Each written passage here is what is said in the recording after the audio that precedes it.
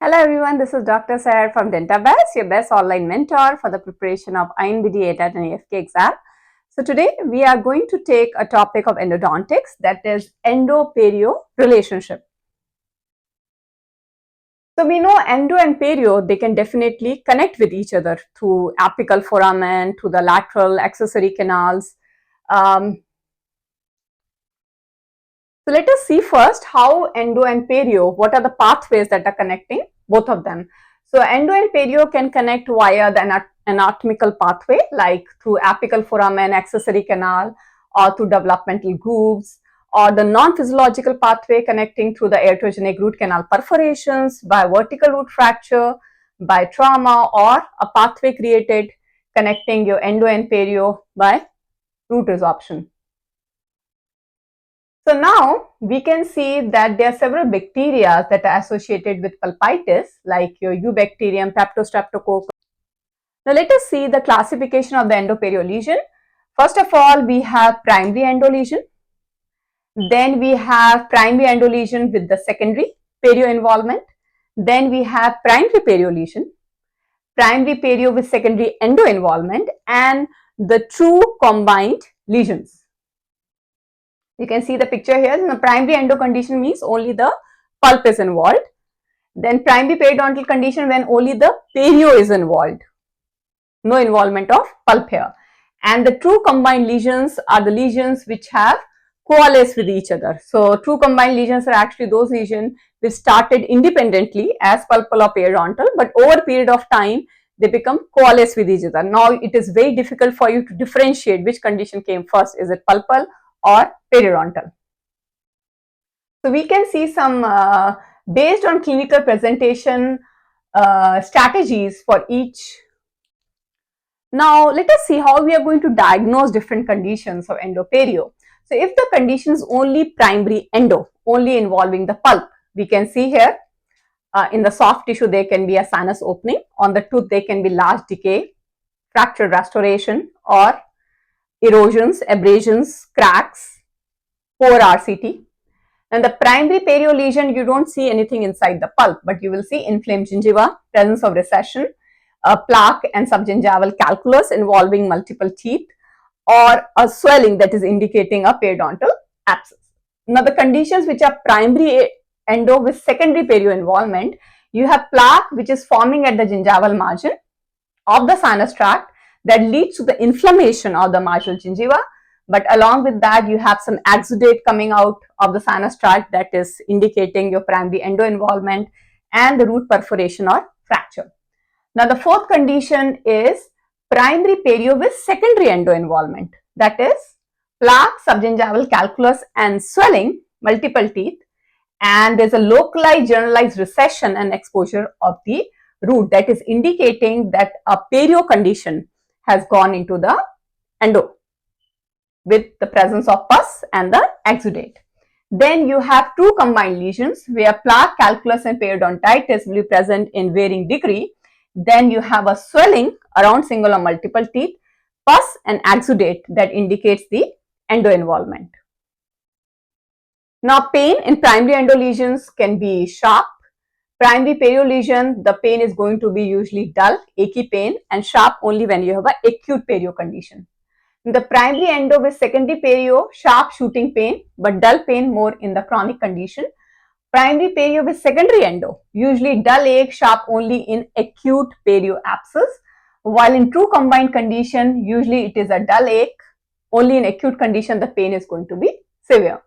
Now when you do the palpation in primary endo, primary perio, primary endo, secondary perio, or primary perio with secondary endo, true combined, usually you have pain on palpation along with pain on percussion, tenderness on percussion. So in primary endo, secondary perio, or primary perio, so all these conditions can be normally tender on percussion, just like we have pain on palpation. Then mobility in the primary endo lesion, fractured root and recently traumatized tooth can have high mobility, while in primary perio lesion, mobility can be localized or generalized in several teeth. Primary endo with secondary perio usually have localized mobility, But primary perio with secondary endo has more generalized mobility, that is involving the multiple teeth. Same with true combined lesion, you can have generalized mobility with higher grade of mobility that is related to the involved tooth. Now, when we talk about the pulp vitality testing, a lingering response, we know it could be your irreversible pulpitis. Reversible and irreversible pulpitis, we know the tooth is still vital until it becomes necrosed when you have no response. Now, primary perio lesion, the tooth is very. Now, in the primary perio lesion, as we know, the tooth is still vital and is responsive to testing. While primary endo with secondary perio, you will see it is negative because tooth is non-vital here because of endo condition. Now, when you have primary perio with secondary endo involvement, so pulp vitality may be still positive here in the multi-rooted tooth.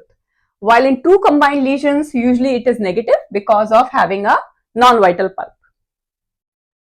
Now, when you probe with the primary endo lesion, you can see a deep, narrow, solitary pocket like a single pocket that you can see. While in case of primary perio lesion, you can see multiple wide deep pockets. While in primary perio with secondary endo, again presence of solitary wide pocket. While primary perio with secondary endo, you can see presence of multiple wide and deep perio pocket. Now, in true combined lesion, when you do the probing, it will reveal typical conical periodontal type of probing. So now you can see what's the difference between periodontal and periapical abscess. So periodontal abscess, you can see here, it will be associated with the perio pocket, tooth is still vital here. While in periapical abscess, the tooth is going to be non-vital. Now, what is the Endo-Perio controversy here? So, two basic questions have been raised here, that is periodontal disease can lead to pulpal necrosis, or can a pulpless tooth be the cause of periodontal disease?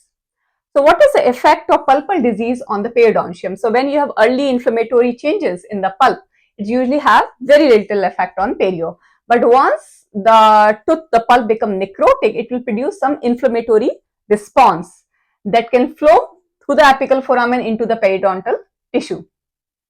So, nature and extent of periodontal destruction, it definitely depends upon how bad the bacteria, the virulence of pathogen in the root canal system, how long was the duration of the disease in the root canal, and also your defense mechanism.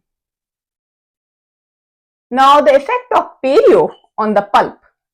So, atrophic and other degenerative changes in the perio can lead to reduction in the number of pulpal cells, dystrophic mineralization, fibrosis, formation of reparative dentine, inflammation, and resorption. Because in periodontal condition, there is disruption of blood flow through the lateral canals that can lead to necrosis of the pulp and leading to localized area of coagulation necrosis. So, when you do the periodontal procedure, the scaling and root planing will remove the bacterial plaque and calculus. However, if you don't do proper root planing procedure, which can also remove cementum and the superficial part of dentine, and that will expose the dentinal tubules to the oral environment, it can lead to more sensitivity to the patient. Also, the application of acid etching, citric acid. Now, the treatment of the periodontal conditions. So, now the treatment of the different conditions here. So, primary endo lesion, of course, go for RCT. Primary perio lesion, go for periodontal treatment. Prognosis depend upon the periodontal treatment and the patient response, like start with SRP, scaling root planing, and then you may require more advanced perio procedure. Now, primary endo lesion with the perio. So, first of all, always important, you do the endodontic treatment first, followed by perio. So, first of all, you do the root canal system and it will be followed by perio treatment after 2 to 3 months. Now, primary perio with secondary endo, again, endodontic treatment is done first, followed by perio treatment like doing the GTR. And the true combined lesions, again, endo treatment done first and the periodontal treatment procedure, which will include your surgical procedure like amputation, hemisection, bicuspidization.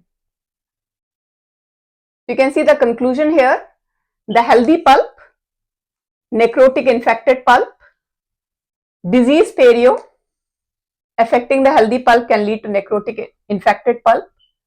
Then disease perio is connected to the healthy pulp by apical foramen, vertical fracture or developmental groove, and necrotic infected pulp can reach the healthy perio by apical foramen, lateral and accessory canal, and the vertical fracture.